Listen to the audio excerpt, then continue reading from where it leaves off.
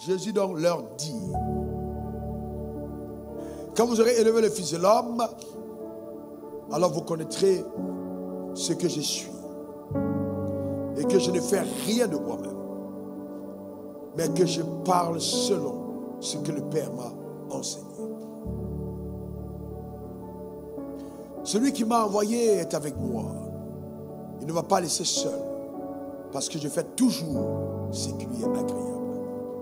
Une des clés pour avoir Dieu toujours avec soi, c'est de faire ce qui lui est agréable, de poursuivre les desseins pour lesquels Dieu t'a appelé.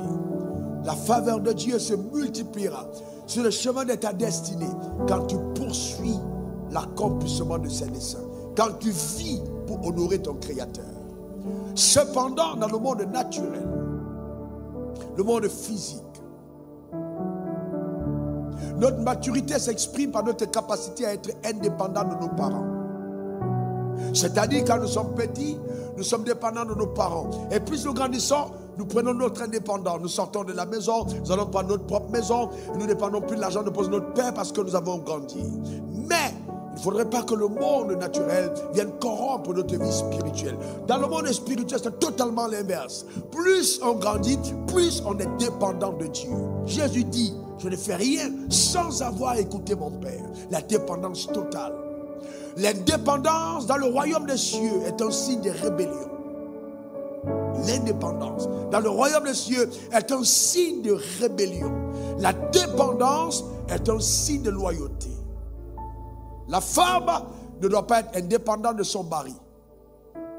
Les ouvriers ne doivent pas être indépendants, ou les collaborateurs de leur leader. Non, la dépendance. La dépendance. La dépendance, c'est-à-dire ne pas faire des choses de façon isolée, mais toujours se rattacher au leadership. Notre dépendance à Dieu est un signe de notre maturité.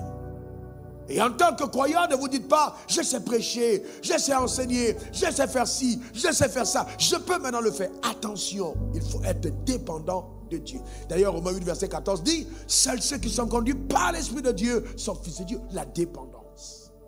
La dépendance. Je prie de tout mon cœur que Dieu t'accorde cette dépendance à son esprit. Donne-moi ton meilleur amen. La dépendance à son esprit. Ce qui n'est pas arrivé à Ève dans le jardin d'Éden. Cette indépendance a été fatale. Elle a mangé le fruit avant de parler à son mari.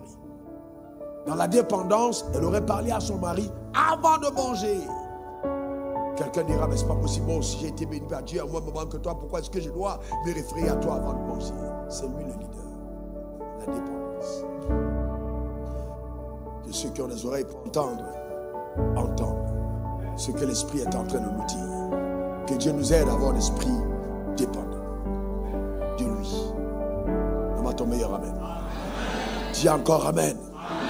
Donc si tu es dépendant de Dieu, tu es dépendant des autorités que Dieu a établies sur ta vie. Donne-moi ton meilleur amen. C'est très important la dépendance.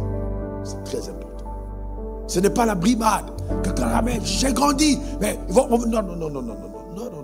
La dépendance. C'est très important.